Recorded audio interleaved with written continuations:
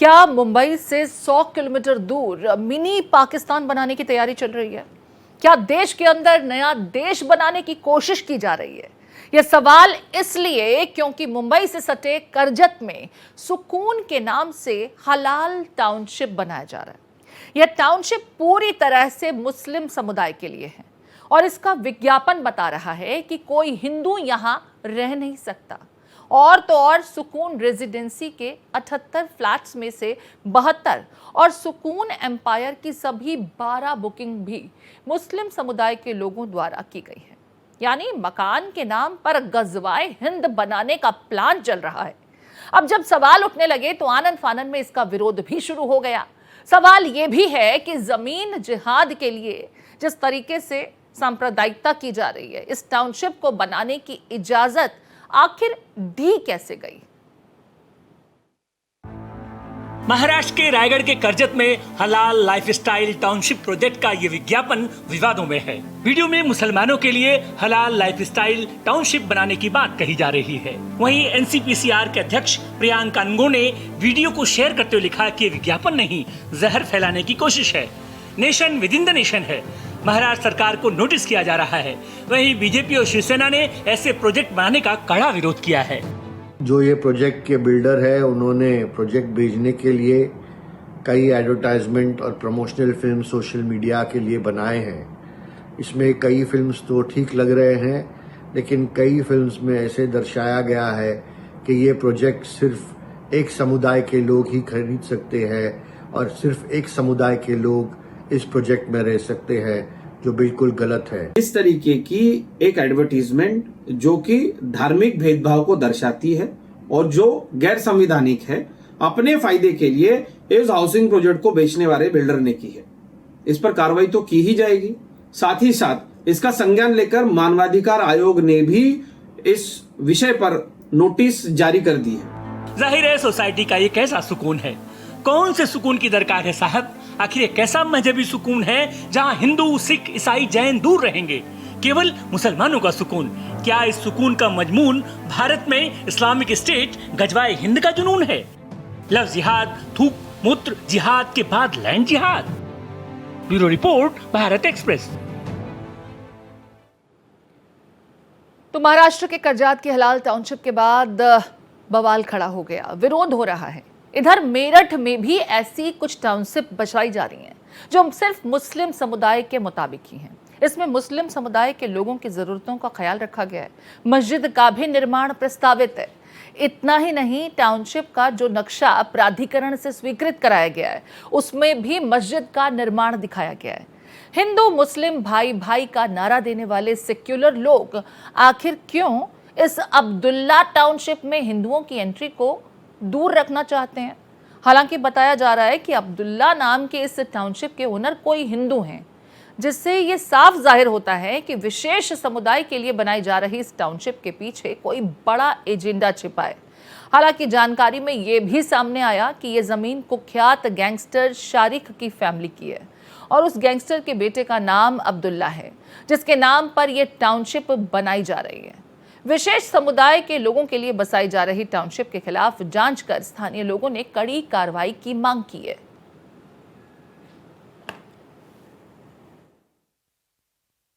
ये भारतवर्ष है, यहाँ पर ऐसा कुछ भी नहीं होना चाहिए, ना ही होगा। और मैं इसकी कड़ी निंदा करता हूँ और ये कहता हूँ कि सरकारी हस्तक्षेप भी इस चीज़ में होना चाहिए, क्योंकि अगर कल को एक दूसरा वर्ग विशेष और तैयार होकर खड़ा हो जाए कि नहीं जी यहाँ से इसी वर्ग के लोग रहेंगे, तो ये कहाँ तक शोभनीय है।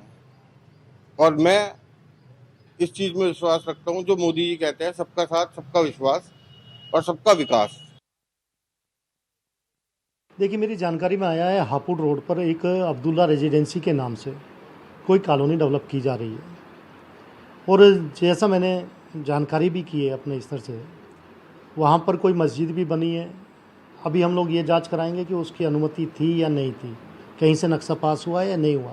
पूरे अब्दुल्ला रेजिडेंसी के लिए हम कमिश्नर स्तर से और शासन स्तर से आवश्यकता पड़ी तो पूरी जांच कराएंगे और जो सत्यता है वो बाहर निकल कर आएगी। मेरे को पता भी चला है कि वहाँ पर एक धार्मिक संग्रहालय, धार्मिक संस्थान भी बनाया गया है जो केवल वर्ग विशेष के लिए आधारित है वहां पर किसी और धर्म के लिए, किसी बहुसंख्यक को छोड़कर, किसी अल्पसंख्यक को छोड़कर किसी बहुसंख्यक के लिए वहां पर कोई जगह नहीं है। तो सीधा सीधा तौर पर अगर बोला जाए तो वो केवल आरक्षित है मुस्लिम समाज के लिए। तो मैं इसके लिए एक बड़ी निंदा करता हूं, इसका विरोध करता हूं और सरकार से और माननीय मुख्यमंत्री से अपील करता हूं कि इनके खिलाफ तुरंत संज्ञान लेते हुए कार्रवाई करे, जांच करे, और अगर सच में ऐसी तथ्यात्मक चीजें पाई जाती हैं तो दोषियों के खिलाफ कार्रवाई होगी। तो हलाल लाइफस्टाइल टाउनशिप या अब्दुल्ला टाउनशिप, इसका मकसद क्या है? सवाल कई खड़े हो रहे हैं। सवाल ये कि क्या हलाल टाउनशिप गजवाए हिंद की तैयारी है? देखिए, यह सवाल बहुत महत्वपूर्ण है क्योंकि जिस तरीके से इसका विज्ञापन किया गया, लोग अब यही पूछ रहे हैं, सुकून के नाम पर क्या यह विभाजन का बीज बोया जा रहा है? क्या धर्म के नाम पर समाज को तोड़ने की कोशिश है? क्या हलाल टाउनशिप के जरिए जमीन जिहाद की तैयारी की जा रही है? क्या मुंबई में मिनी पाकिस्तान तैयार हो रहा है? मिनी पाकिस्तान बनाने की तैयारी है। और ये सवाल जरूरी इसलिए हो जाता है क्योंकि हमारे संविधान में ऐसे किसी भी सिद्धांत की मंजूरी नहीं है। लेकिन हलाल टाउनशिप का विज्ञापन दिया गया, अब्दुल्ला मोहल्ला बनाया जा रहा है, जो निश्चित ही विभाजनकारी नजर आता है। धर्म के नाम पर समाज को तोड़ने की कोशिश। हलाल टाउनशिप के जरिए जमीन जिहाद की क्या तैयारी हो रही है?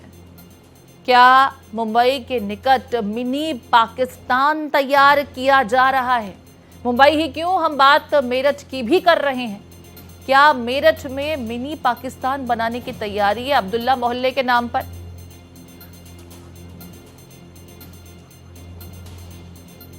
मेरे साथ मेहमान भी जुड़ गए हैं और हमारी संवाददाता आंचल तिवारी मुंबई से हमारे साथ लाइव जुड़ गई हैं। पहले रत्नाकर जी, बहुत स्वागत है आपका भारत एक्सप्रेस में। Mini Pakistan, nation with in the nation, इस तरह का टैग दिया जा रहा है रत्नाकर जी इस हलाल टाउनशिप को लेकर के। सवाल खड़ा ये होता है कि इजाजत कैसे मिली? इसका विज्ञापन अब जब सामने आ चुका है, लोग अपनी बुकिंग तक कराने लगे हैं, इसकी मंजूरी कैसे दी गई? संविधान तो इसकी इजाजत नहीं देता। बिल्कुल प्रीति जी, आप जो कह रही हैं बिल्कुल सही है। इसकी इजाजत जो है वह ना ही सोसाइटी अधिनियम के तहत होता है, ना ही रेरा के तहत होता है।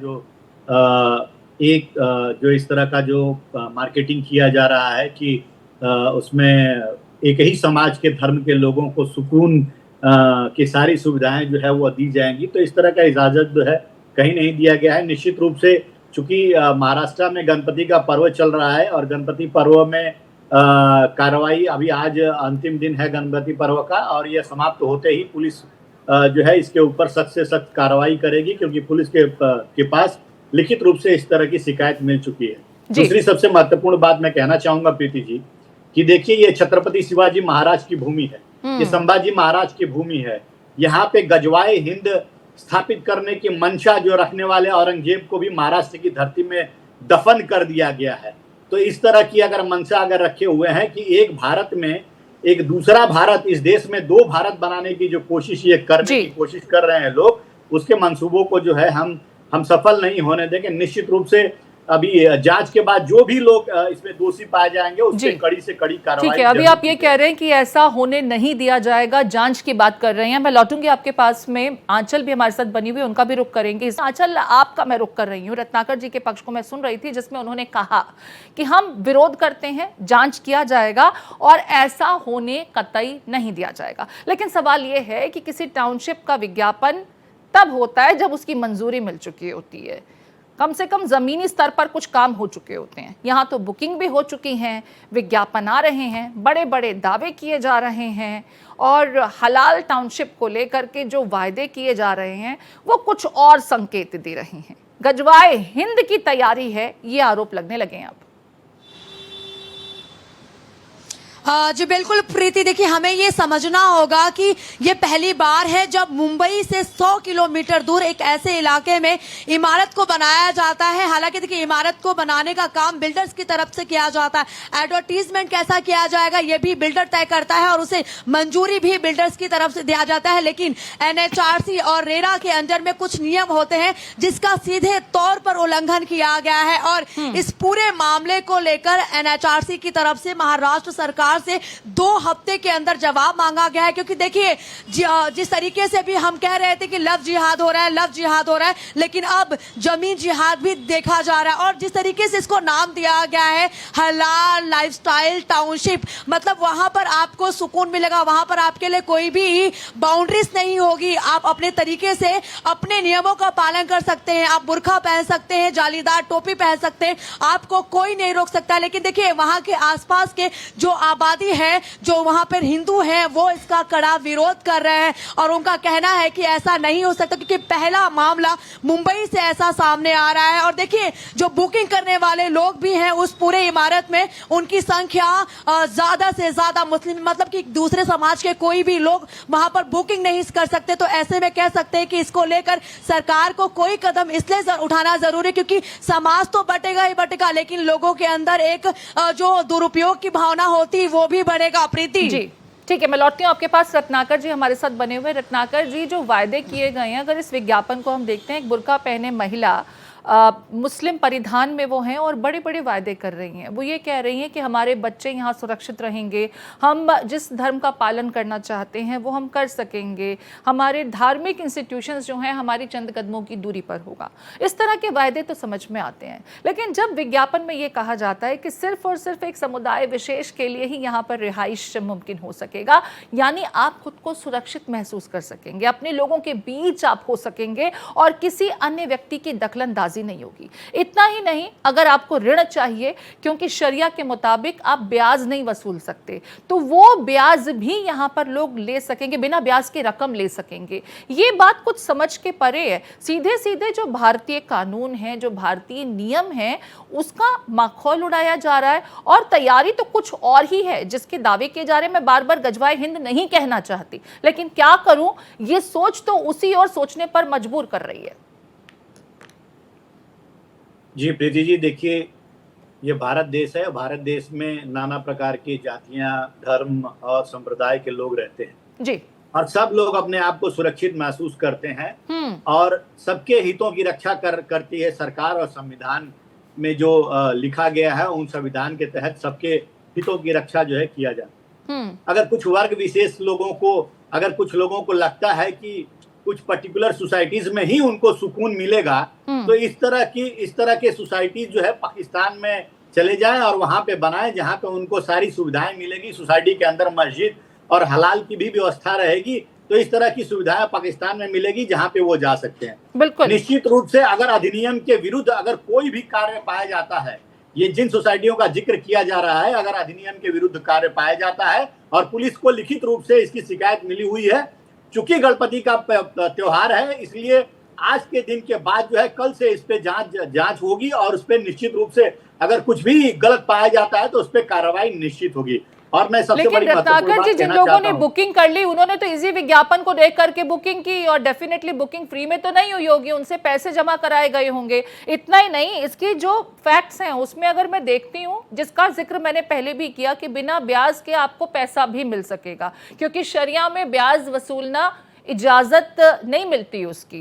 तो ये जो इस तरह के ल्यूक्रेटिव तरीके से लोगों को बहलाया जा रहा है और उनको मोटिवेट किया जा रहा है कि आइए आप आकर के इसमें इन्वेस्ट कीजिए, ऐसा तो है नहीं कि रातों रात ये कॉन्सेप्ट सामने आया और इसके लिए यहाँ पर बाकी तमाम विज्ञापन और बुकिंग प्रोसीजर शुरू हुए। वक्त लगता है इस पूरे प्रोसेस में, मंजूरी तो कहीं से दी गई होगी ना, और सरकार क्योंकि महाराष्ट्र में आपकी है, लिहाजा सवाल मैं इसीलिए बार बार पूछ रही हूँ कि इसकी इजाजत दी कैसे गई, ये मुमकिन कैसे हुआ। इतना ही नहीं, सवाल में मैं मेरठ को भी ऐड कर देती हूँ जहां पर अब्दुल्ला रेजिडेंसी को लेकर के भी काम चल रहा है और कमोबेश इसी लाइन पर वहां पर भी लोगों को विज्ञापन दिया गया, उन्हें समझाया बुझाया गया और वहां पर भी प्रोजेक्ट का काम जारी है। जी प्रीति जी, देखिए इस तरह का विज्ञापन जो दिया गया है बिल्डर के माध्यम से, निश्चित रूप से अगर सोसाइटी अधिनियम है, उस अधिनियम में कहीं पे भी यह नहीं है कि एक ही विशेष वर्ग को जो है वह सोसाइटी में फ्लैट बुकिंग किया जाएगा। सारे लोग जो है उसमें फ्लैट बुक कर सकते, चाहे हिंदू हो मुसलमान हो, इस तरह की जो है वो एक प्रावधान बनाया गया है। लेकिन अगर बिल्डर सिर्फ एक वर्ग विशेष के लिए इस तरह की चीजें कर रहा है तो निश्चित रूप से उस पर भी जांच होगी और बिल्डर के प्रति सख्त से सख्त जो है कार्रवाई होगी। मैं आपको इत्मीनान करना चाहता हूं, ये कांग्रेस की सरकार नहीं है जहां पे एक ही वर्ग विशेष को एक विशेष अधिकार दिया जाता था और कहा जाता था कि इस देश की संसाधनों पे पहला अधिकार जो है मुसलमानों का है। यह भारतीय जनता पार्टी की सरकार है। यहाँ पे भाई अगर इस तरह का कृत्य किया जाएगा तो निश्चित रूप से उसके ऊपर कठोर से कठोर कार्रवाई की जाएगी। मैं मीरा रोड की घटना का याद दिलाना चाहता हूँ, जहाँ पे पिछले साल रामनवमी के अवसर पे जब यात्रा निकली थी तो कुछ विशेष वर्ग के लोगों ने यात्रा के ऊपर हमला किया था। यही भारतीय जनता पार्टी की सरकार ने एक एक लोग को चिन्हित करके उनके जितने भी अवैध निर्माण कराए गए थे मीरा रोड के क्षेत्र में, उन सारों को जमींदोज करने का काम भारतीय जनता पार्टी की सरकार ने किया। तो निश्चित रूप से यह देशवासी इत्मीनान करें कि अगर इस तरह का कोई भी गैर कानूनी काम किया जाएगा, लेकिन रत्नाकर जी, विज्ञापन में जो महिला दिखाई दे रही है, विज्ञापन में जो महिला दिखाई दे रही है, उनके दावों में महिलाएं बुर्का पहन सकेंगी, बच्चे जालीदार टोपी पहन सकेंगे। कौन रोकता है इन्हें? देश में ऐसी तो कहीं कोई पाबंदी है नहीं कि आप अपने धर्म के अनुरूप कपड़े ना पहन सके। सिर्फ एजुकेशनल इंस्टीट्यूशंस में इस तरह की पाबंदी लगाई गई है क्योंकि वहां पर ऑलरेडी एक यूनिफॉर्म को लेकर के कोड होता है जिसे सबको फॉलो करना होता है। सभी बच्चे एक जैसे ही परिधान पहनते हैं, वो स्कूल के नियम हैं। लेकिन ये कहना कि बच्चे जालीदार टोपी पहन सकेंगे, महिलाएं बुर्का पहन सकेंगी, कौन रोकता है इन्हें बुर्का पहनने से? कौन रोकता है जालीदार टोपी लगाने से? आप अपने घर में किसी भी तरह का परिधान पहने, उसकी आपको इजाजत है। इस देश के संविधान में इसको लेकर के कहीं कोई प्रावधान नहीं है कि आपको यही पहनना होगा, ये नहीं पहन सकते। तो इस तरह के जो बरगलाने वाले अंदाज में विज्ञापन दिए जा रहे हैं, इस पर संज्ञान पहले लिया जाना चाहिए था। निश्चित रूप से देखिए, जिन लोगों का मंसूबा है कि इस देश में दो भारत बनाने की और कुछ पर्टिकुलर सोसाइटीज में विशेष धर्म के लोगों को ही सिर्फ फ्लैट देने की, तो निश्चित रूप से जब से यह विज्ञापन संज्ञान में आया है, सरकार की पूरी नजर है इस विज्ञापन पे और ये सारे एक्टिविटीज पे। और मैंने जैसा कि आपसे कहा कि गणपति का त्योहार चल रहा है और आज अंतिम दिन है विसर्जन का। आज के बाद जो है कल से पूरी तरह से इसके ऊपर जांच की जाएगी और जो भी लोग इस तरह का विज्ञापन दे रहे हैं या जो भी बिल्डर इस तरह का कृत कर रहा है, उनके ऊपर सख्त से सख्त कार्रवाई निश्चित रूप से की जाएगी। मैं भारतीय जनता पार्टी की सरकार की तरफ से आप सभी को आश्वस्त करना चाहता हूं। ठीक है, मैं एक बार फिर आंचल का रुख करूंगी। आंचल, यहाँ पर शिवसेना एकनाथ शिंदे गुट की तरफ से प्रतिक्रिया सामने आई। कृष्णा हेगड़े साहब ने इस विज्ञापन की मंशा पर सवाल खड़े किए। वहीं बीजेपी के खेमे से तो इसे गजवाए हिंद के साथ तुलना कर दी गई। अभी तक एक्शन क्या हुआ? एक नोटिस की बात आपने जरूर कही, लेकिन वो तो NHRC की तरफ से जारी किया गया। राज्य सरकार की तरफ से अब तक क्या कुछ कवायद की गई है? क्योंकि ऐसा नहीं है कि ये पोस्ट कल साझा किया गया। प्रियंक कानगुनको की तरफ से इस पोस्ट को साझा किए हुए 4 दिन हो चुके हैं। बवाल बढ़ने के बाद कार्रवाई की बात की जा रही है। अब तक एक्शन क्या कुछ लिया गया? कोई रिप्लाई, कोई जानकारी सामने आई क्या? जी बिल्कुल प्रीति, देखिए जिस तरीके से ये पूरा मामला अब पता चलता है तो इसके पीछे एक लंबी प्लानिंग है। देखिए, जब तक जो हमारे सिस्टम में बैठे हुए लोग हैं, अगर वो किसी चीज को मंजूरी नहीं देते हैं तो वो काम हो नहीं सकता है। भले ही बिल्डर की तरफ से उस जमीन पर इमारत बनाई गई हो, लेकिन उसकी मंजूरी पहले उन्हें सरकार से ही लेनी पड़ती है। और देखिए, इसको लेकर भी NHRC ने कहा है कि ये ह्यूमन राइट्स, इसके साथ ही रेरा का उल्लंघन है। अभी तक सरकार की तरफ से कोई जो कार्रवाई है बिल्कुल नहीं की गई है और एक्शन की बात भी सरकार की तरफ से नहीं की गई है। लेकिन विपक्ष इस पूरे मामले को लेकर चुप्पी साधा हुआ है, तो वहीं जो सरकार में बैठे मंत्री हैं वो इसका विरोध कर रहे हैं और उन्होंने कहा है कि हम इस पूरे मामले के खिलाफ जो एक्शन है वो जरूर लेंगे, जो कार्रवाई है वो जरूर की जाएगी। लेकिन प्रीति, हमें ये बात समझना होगा कि इतना बड़ा इमारत अगर बनकर तैयार होता है तो उसकी जिम्मेदारी किसकी होती? क्योंकि यहाँ पर अगर एक भी जमीन है और ऐसी कोई भी यहाँ पर अवैध निर्माण नहीं होता है। और ऐसी कोई भी अगर जैसे कि वो वहां पर बिल्डिंग बनाते हैं, उसका नाम भी देते हैं कि हलाल लाइफस्टाइल टाउनशिप, उसका नाम सुकून देते हैं और वहां पर आप जाकर रह सकते हैं आपके मुताबिक, आपके जो मजहब है, ठीक है, आपके जो आपने धर्म एक है वायदा उसको follow किया कर- कि यहाँ पर मदरसे होंगे, यहाँ पर मस्जिद होगी, दुकानदार भी मुमकिन है मुस्लिम हो जो वहाँ पर सामान बेचते हैं उस टाउनशिप में। इस तरह के वायदे आप कर सकते हैं कि आपकी ज़रूरतों का ख्याल यहाँ रखा जाएगा, लेकिन सिर्फ और सिर्फ एक ही समुदाय से ताल्लुक़ रखने वाले लोग यहाँ पर होंगे, ये रिस्ट्रिक्शन तो आपको संविधान इसकी इजाज़त नहीं देता। मेरा सवाल तो ये भी है कि भाई कुरियर या आजकल के ज़माने में ऑनलाइन लोग ज़्यादातर परचेजिंग करते हैं। अब कल को आप सोसाइटी की गेट पर, इस टाउनशिप की गेट पर आने वाले व्यक्ति को रोक दें कि पहले अपना धर्म का सर्टिफिकेट दिखाइए कि आप अमुक धर्म से ही ताल्लुक़ रखते हैं, वरना आपको अंदर दाखिल भी नहीं होने दिया जाएगा। और ऐसा तो है नहीं कि इस्लाम को मानने वाले लोगों के अन्य धर्म में दोस्त नहीं होंगे, मिलने जुलने वाले नहीं होंगे। ये किस तरह का वायदा, समाज में विभाजन की तो पूरी पूरी तैयारी नजर आती है। मैं तो इसको इस तरीके से देखती हूँ। हाँ चल जी बिल्कुल प्रीति, देखिए हमें ये, जी बिल्कुल प्रीति, हमें ये समझना है, यही तो मैं बोल रही हूँ कि देखिए वहां पे जिस तरीके से इतनी बड़ी इमारत बनी है उसके आसपास हिंदू समाज के लोग भी रहते हैं और उन्होंने इसका कड़ा विरोध किया है। क्योंकि अब मुंबई में अगर जिस तरीके से विभाजन होगा तो लव जिहाद के बाद अगर हम जमीन जिहाद देखेंगे तो ये हमारे समाज में बंटवारा तो जरूर करेगा, लेकिन कहीं ना कहीं एक विद्रोह भी पैदा हो सकता है। तो ऐसे में महाराष्ट्र की सरकार को जल्द से जल्द एक्शन लेना चाहिए। और आपको ये भी बता देते, देखिए अभी हम लोग कई चीजों से वाकिफ नहीं है, कई जगहों पर तो जो बिल्डिंग्स बनाए गए हैं अगर मुस्लिम कम्युनिटी की तरफ से बनाए गए हैं तो वहां पर हिंदू, मराठी, गुजरातियों को काफी रोका जाता है। और ये वहां के लोग जो आसपास के रहते हैं उनकी तरफ से ये प्रतिक्रिया हमें कई बार मिली है कि हम इस बिल्डिंग में नहीं रह सकते क्योंकि यहाँ पर हमें घर नहीं दिया जा रहा है। तो देखिए ये जो चीजें तब उभर कर सामने आ रही है जब इतना बड़ा एडवर्टीजमेंट किया जाता है और जो एडवर्टीजमेंट करने वाली व्यक्ति होती है, माफ कीजिए, जो महिला होती है वो बाकायदा बुर्का पहनती है, पूरे वो तो एक आर्टिस्ट होंगे जिनसे ये विज्ञापन करवाया गया। विज्ञापन को बनाने वाले, इसे पोस्ट करने वाले, इसे साझा करने वालों की मंशा पर सवाल पहले खड़ा करना बहुत जरूरी है। लौटूंगी आपके पास, हमारे साथ मेरठ से हरीश जी भी जुड़ गए हैं। हरीश, अब्दुल्ला कॉलोनी को लेकर के क्या कुछ जानकारी है? क्योंकि बताया यह जा रहा है कि वहां भी कमोबेश इस सुकून प्रोजेक्ट को लेकर के ही दावे किए जा रहे हैं और वहां पर भी कुछ इसी तरीके का अब तक जो डेवलपमेंट हुआ है वो तमाम तस्वीर बयां कर रहा है।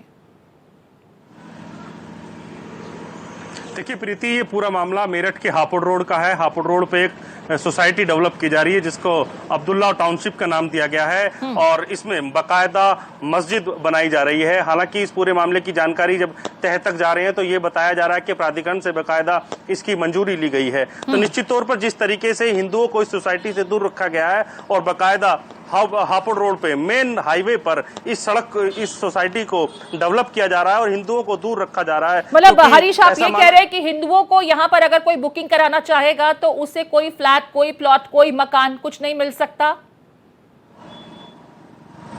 जी बिल्कुल, देखिए उनका साफ तौर पर ये जो है नीचे मोटिव क्लियर है क्योंकि मस्जिद जिस तरीके से वहां बनी है वहां ऑटोमेटिक ये साइन है कि वहां हिंदू नहीं जाएगा और ये मुस्लिम इलाके में इसलिए ही बनाई जा रही है। और उस पर साफ तौर पर जो डेवलपर्स हैं उनका साफ तौर पर दिशा निर्देश यही है अपने टिकट होल्डर्स को कि यहाँ पर हिंदू लोगों को जो है खरीदारी न किया जाए, केवल मुस्लिम लोगों के लिए सोसाइटी डेवलप की जा रही है। हालांकि रत्नाकर जी के पास चलते हैं। रत्नाकर जी, यूपी में भी बीजेपी की ही सरकार है, महाराष्ट्र में भी बीजेपी की ही सरकार है और मेरठ तो दिल्ली एनसीआर से बहुत दूर भी नहीं है।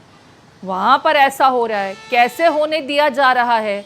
हिंदुओं को किसी प्रोजेक्ट में सीधे सीधे कहना कि इन्हें बुकिंग नहीं दी जाएगी, इन्हें मकान नहीं बेचा जाएगा।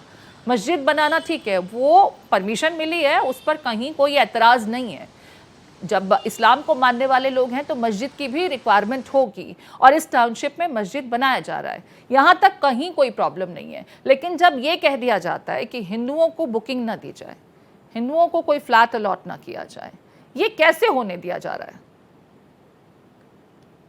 प्रीति जी, मैं महाराष्ट्र की बात कर लूं तो महाराष्ट्र में जो बिल्डर को मंजूरी दी जाती है बिल्डिंग बनाने के लिए या जो भी इंफ्रास्ट्रक्चर खड़ा करने के लिए, वो रेरा के तहत मंजूरी दी जाती है। और रेरा में इस तरह का प्रावधान कहीं पे भी नहीं है कि आप जो है जो रेरा के नियम है उसके अंतर्गत ही आप काम नहीं, कर रेरा सकते हैं। यूपी में भी है रत्नाकर जी, रेरा यूपी में भी है। मैं बात मेरठ की कर रही हूँ इस समय। जी जी जी, देखिए परमिशन जो दिया जाता है वो रेरा के नियम के तहत दिया जाता है, और उल्लंघन जो किया जाता है वो बिल्डर की तरफ से किया जाता है।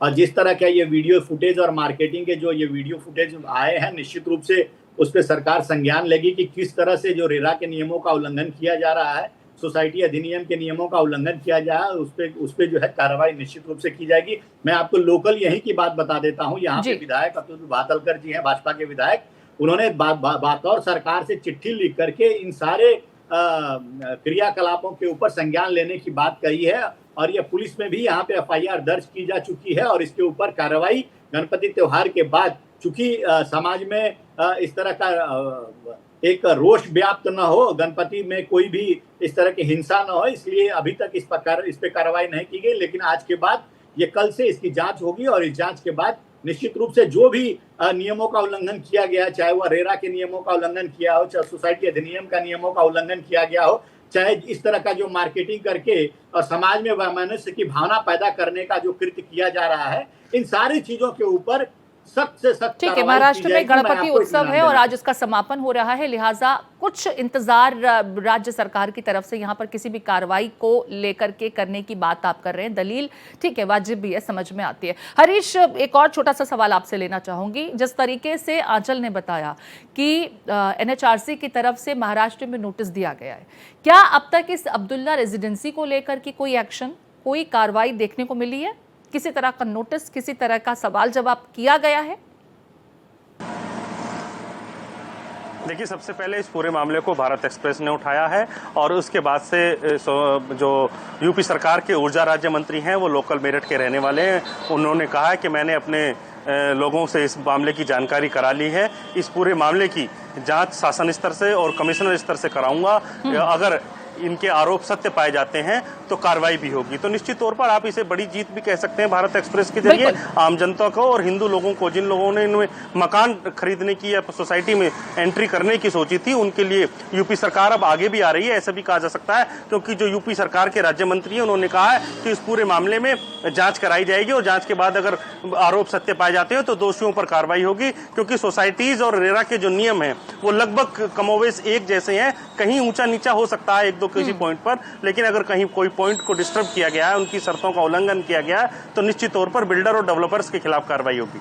जी ठीक है, बहुत शुक्रिया हरीश तमाम जानकारी साझा करने के लिए। भारत एक्सप्रेस की तरफ से ये बड़ा तथ्य सबके समक्ष रखा गया है कि किस तरीके से महाराष्ट्र ही नहीं, मेरठ में भी इसी तरीके से एक टाउनशिप डेवलप की जा रही है अब्दुल्ला रेजिडेंसी के नाम से। एक बार फिर रत्नाकर जी आपका रुख करते हुए, सोशल मीडिया पर इस विषय को लेकर जैसे ही ये खबर सामने आई है, चर्चाओं के केंद्र में है, लोग अपनी अपनी दलीलें दे रहे हैं। लोग कह रहे हैं इसमें हर्ज ही क्या है, ठीक है, इस्लाम का मानने वाले लोगों के लिए अगर आप एक टाउनशिप बना रहे हैं तो बनने दीजिए, आपको इस पर कोई एतराज़ नहीं होना चाहिए। कुछ दलील देने वाले ये भी कहते हैं कि हिंदू ग्राम परियोजना अगर बाबा बागेश्वर की इसकी परमिशन दी जाती है तो फिर सुकून एम्पायर प्रोजेक्ट को इजाज़त क्यों नहीं मिलनी चाहिए।